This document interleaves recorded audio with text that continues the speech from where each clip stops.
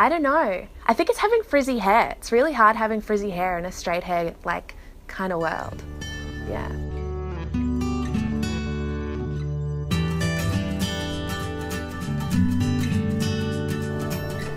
Hello, my name's Candice. I'm 22 years old. I'm studying full-time at the University of Sydney and I teach ballet and coach rhythmic gymnastics. Growing up, it was always really tricky. I did a lot of sport, so I did a lot of running and athletics, so I had really thick thighs. And I suppose I still do have thick thighs.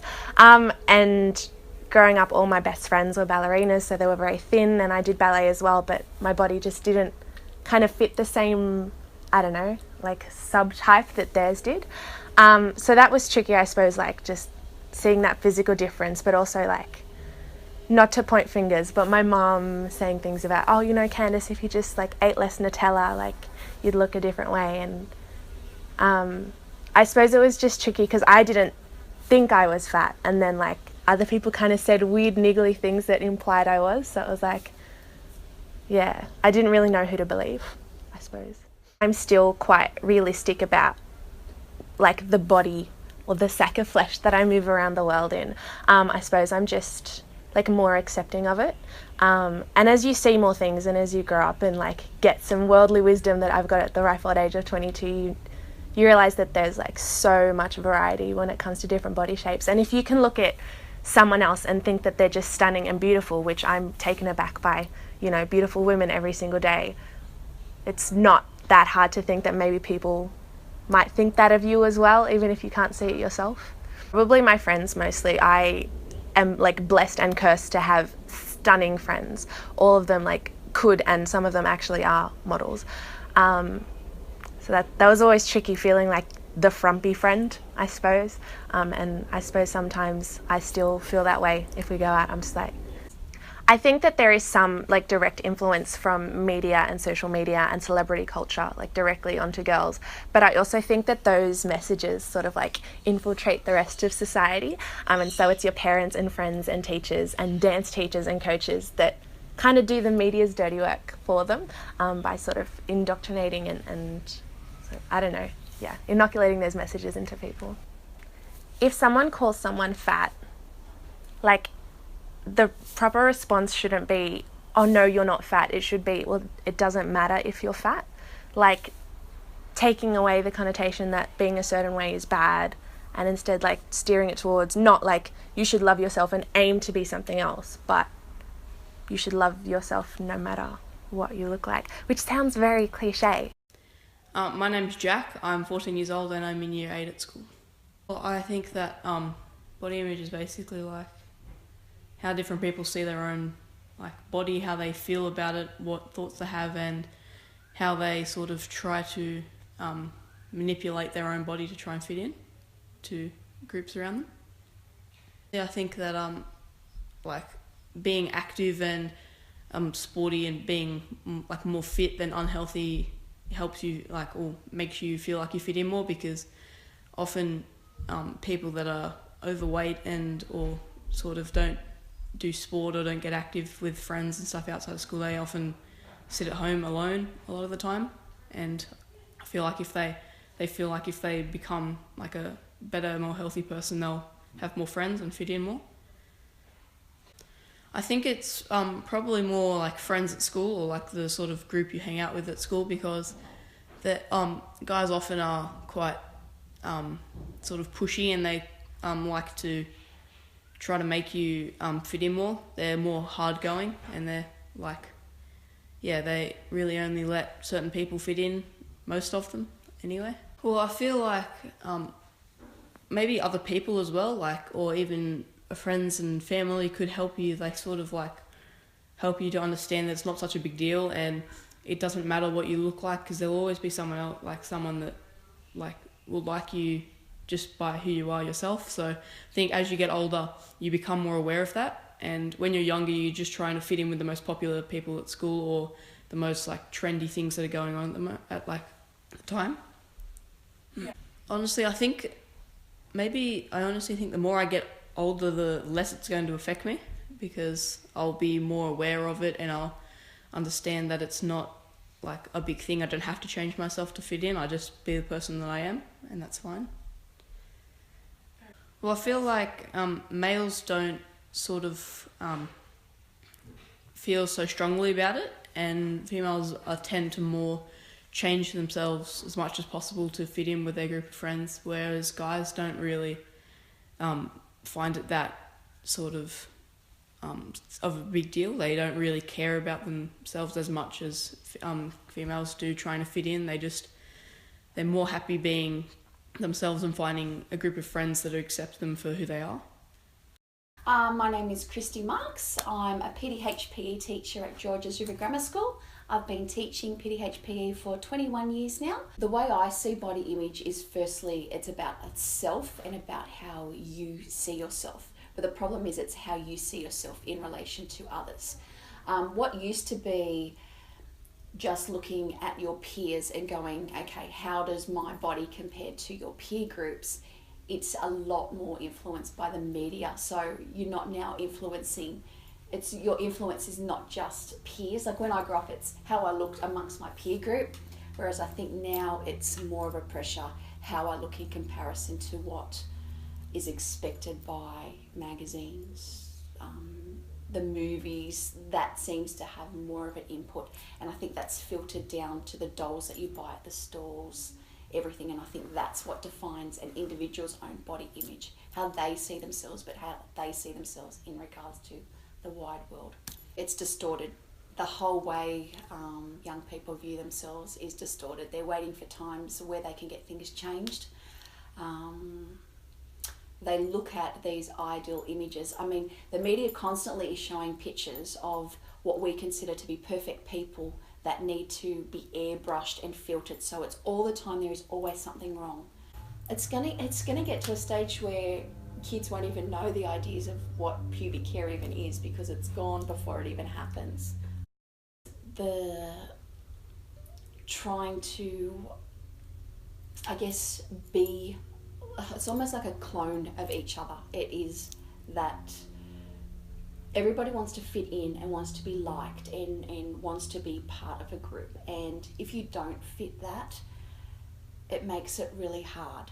And you see girls that don't fit into this mold tend to either hate themselves or want to change themselves drastically. So self-harm seems to be something that is a lot more evident now than I've ever seen.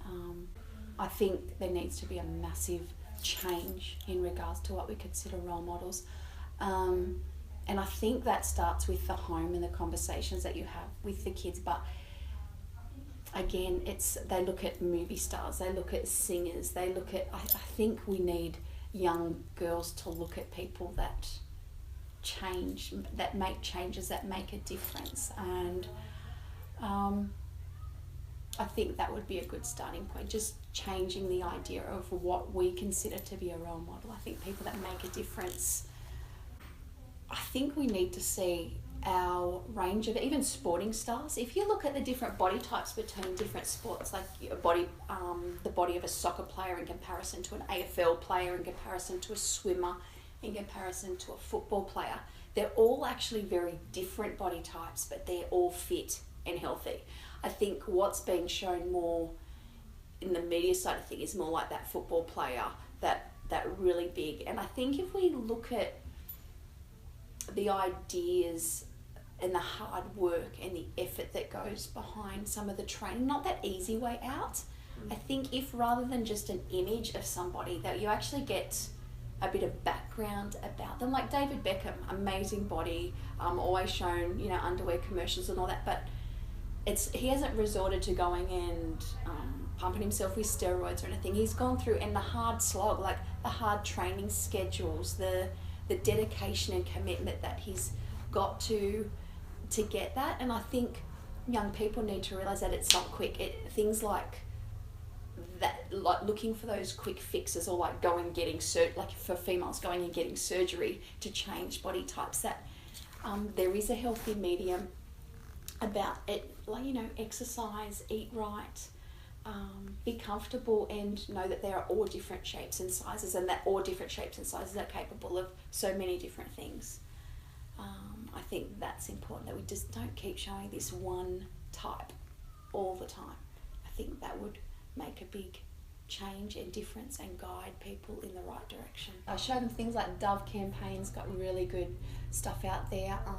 The Butterfly Foundation again has got some good programs that they infiltrate into schools, just getting students to love who they are and knowing that they are capable of anything, and it's not about this shell, I guess, that we've been given. It's about how we use our shell to do the best that you can do and be the best that you can be. I just think that it's like we play catch up. Everything seems to be catch up. We're trying to fix a problem that now exists rather than doing the right things from a young age and go through. Hi, I'm Emily. I'm 17 years old and I'm in year 11 at school. I think it's basically just depending on the individual, their perception of their physical appearance, their body, whether they think it's good or bad, depending on, I don't know, whether it's weight is a important factor to them, or I don't know, having to wear makeup to look pretty or anything like that. Definitely as I got older, sort of starting high school, there was more of a pressure to sort of please peers and fit in, I guess. Not so much when you were younger, but as you get older, there's definitely that expectation to fit the norm of society, I guess. I think there's more pressure for girls, but maybe that's just because I'm a girl myself, I don't know. I think girls put more pressure on themselves than boys do. I think boys are happier just to accept that that's how they are, whereas girls will do more to change themselves to please other people, I suppose. I think the social media is definitely one of the major influences. So as you get older, you have more access to more social media. It's, I suppose, as I joined Facebook, and you get to see all the posts of everyone else in the world, and then that influences what you think looks good or bad, and then you sort of form your own identity based on that. Discovering yourself. Like when you're young, you don't really realise differences. I think everyone sort of just thinks, oh, you know, like I'm the same as everyone else, so they don't focus on themselves as much. In the middle, you're sort of, it's all about comparison. You're always, I don't know, sort of noticing differences between people and then wondering whether you are right or wrong, I don't know. And then as you get older, I think you just learn to appreciate everything that you did have, and you just don't care anymore, I don't know.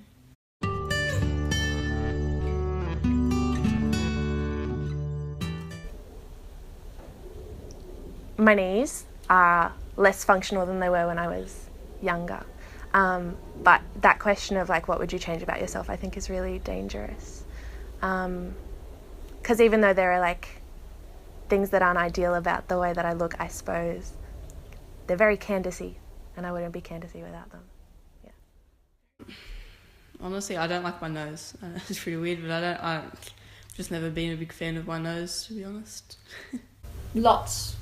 I'd love to change a lot of things, and there has been times where I thought, yep, I'd like to go and get sucked here and lifted there, and I don't know.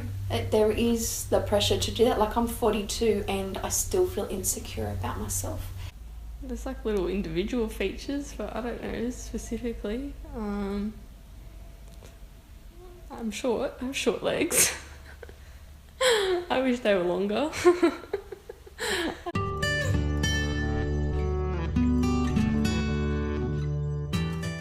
My thighs. They are so powerful.